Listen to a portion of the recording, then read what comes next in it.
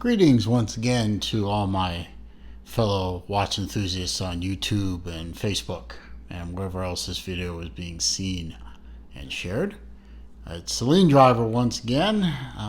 Got another unboxing and review to do. I did manage to procure this one from a fellow collector in my area.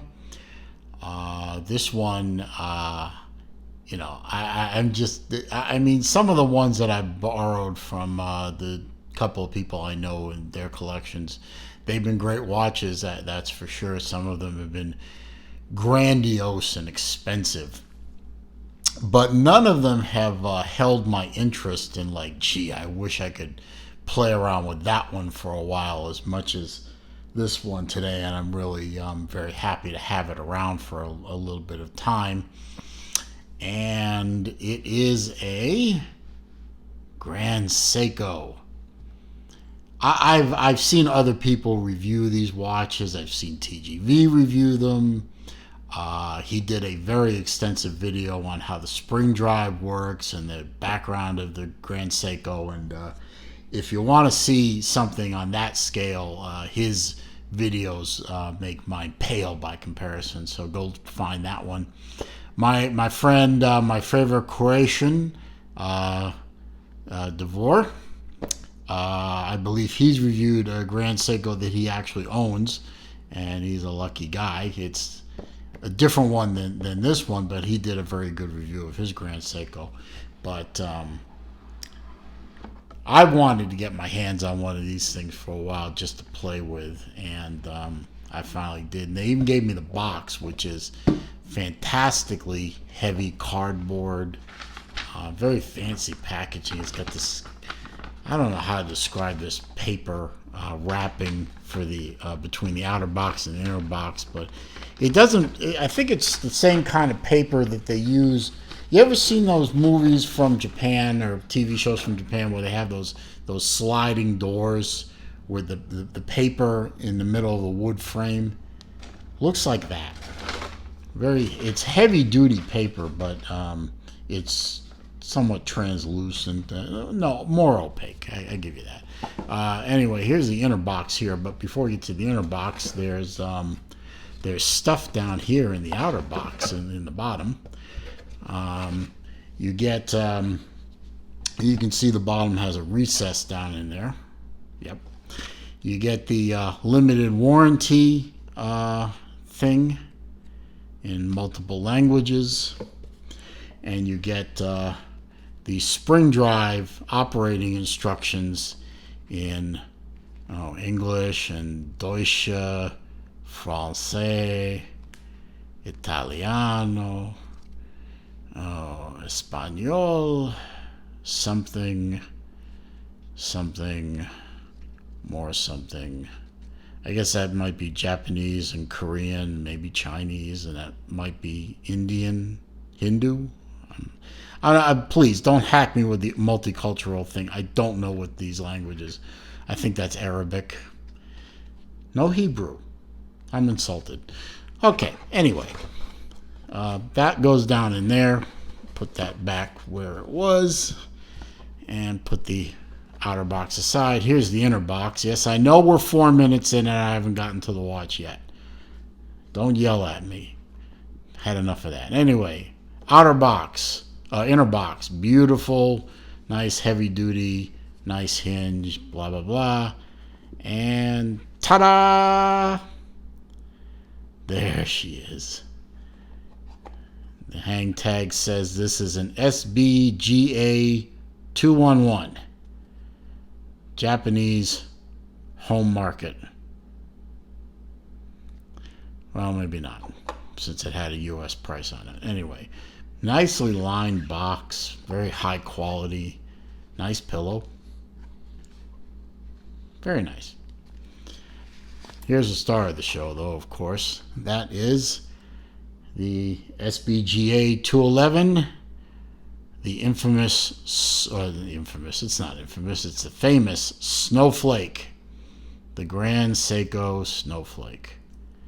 And would you look at that watch? I mean, the simple. And I've never been a big fan of white face watches. I don't own one personally. I've had them in the past. I think I had that. I had a dive watch. Oh God, what was it? With the Polish lion. The name escapes me. The Hamtramck. Yeah, Hamtramck. And that was a white face. And I liked it, but I sold it. This one, however, yeah, this one I'd keep. This one is beautiful. Look at that. I mean, I just reviewed a Rolex Submariner in yellow gold, 18 karat yellow gold. Now, this is titanium. But the polish on this, the finish on this watch, rivals that Rolex, in my opinion. And doesn't weigh nearly as much. The hands. Look at the hands. Look at the hands, guys.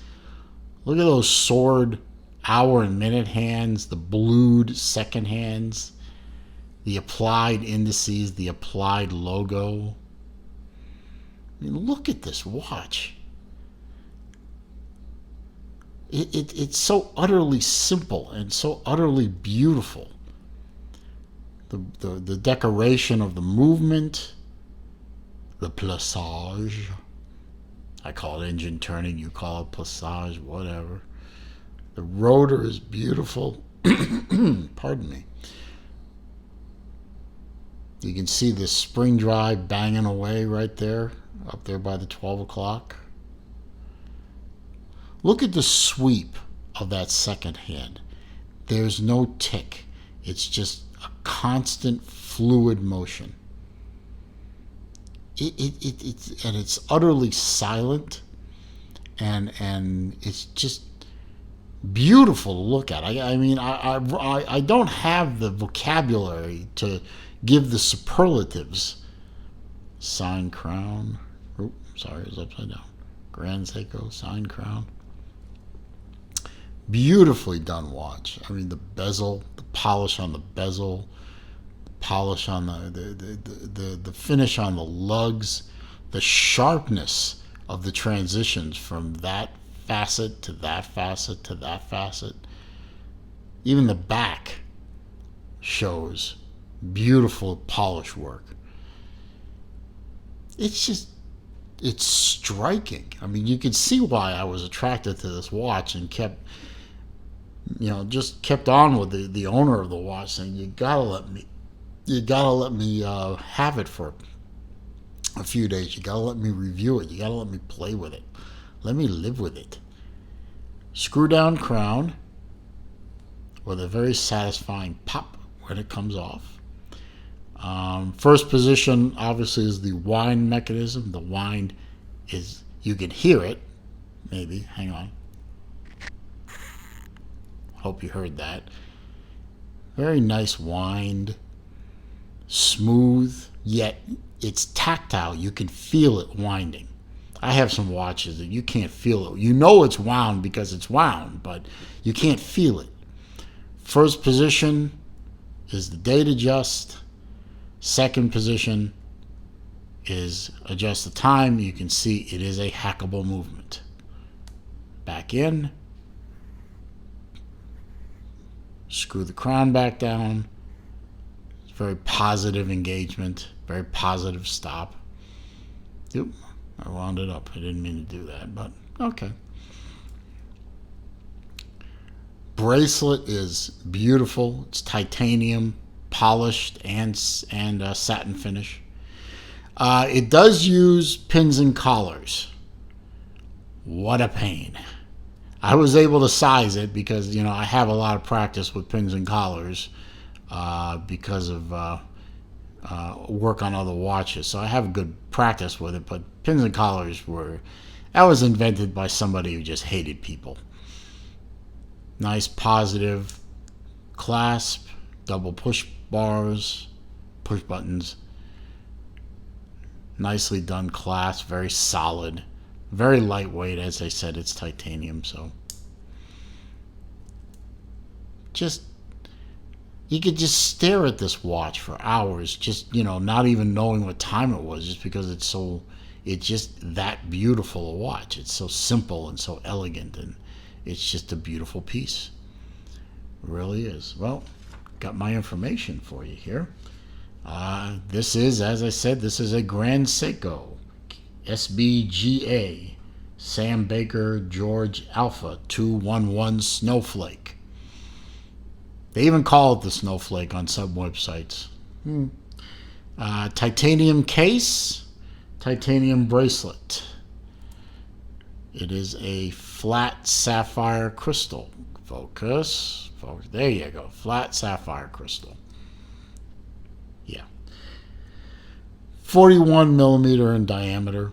Just right there. For me, the perfect size, somewhere between 40 and 42 is perfect. 43 is starting to get up there. 41 is just a lovely size. 12.5 millimeter thick. I didn't find, I forgot to do a lug measurement. Eyeballing it, that looks like a 20 to me, but it might be a 22. I don't care. I'm not changing the bracelet anyway. This uses the Seiko caliber 9R65 30 joule spring drive with a 72-hour power reserve and a 1 second per day accuracy rate, plus or minus. I think also I read that they quote 15 seconds per month. So this thing is going to be very accurate, and it's right now it's about as accurate as my iPhone is. There's very little variation between the time this thing tells me and the time this thing tells me. It is a 100 meter or 10 bar water resistance, hence the screw down crown. And yeah, just a beautiful watch. It really, it just fantastic. I was allowed to size it. I had to add a couple links to make it fit me versus the owner. And it fits beautifully, as you can see. I wear mine up a little bit. As I've said, almost every video, it's becoming hackneyed, the amount I say it so much. But it just fit, shooting down the line like I do. It just lands perfectly on my wrist, and it's just beautiful. I don't want to take it off, but eventually I'll have to, so I can take the links back out and give it back to the owner. Beautiful watch. Beautiful watch. To hold it up here, you can't see it. Sorry. Anyway, that's really all I wanted to do, was get the opportunity to wear it for a while and play with it. Love the way the end links fit the case beautifully. Drilled lugs in case you really do want to take that bracelet off and put something else on. I think a collar leather strap would look fantastic on this thing. Say black, maybe blue to match the blued hand would be nice. If I own the watch, I might do that just to say I did it. Plus, I love the smell of collar. Fine Italian leather. Love their stuff. But leaving it on the bracelet, you make that argument easy enough. So that's all I have to say about it, really. I'm really going to enjoy the couple of days, 3 days that I'm allowed to have this, and then I'll be really sad to send it back. But if you like the video, just give me a thumbs up. I always appreciate that. Comments, questions, suggestions down there. I answer every one. I delete the nasty stuff and I block the poster. Ain't got time for that. If you're not already a subscriber and you're here for the first time, please do me a favor, click the subscribe button, click the bell icon next to the subscribe button so that when I post new content, you'll be alerted. I'm going to start getting ready to make my next video. I'm going to put this on and I'm going to start working on that. I wish you a good day. See you in the next video.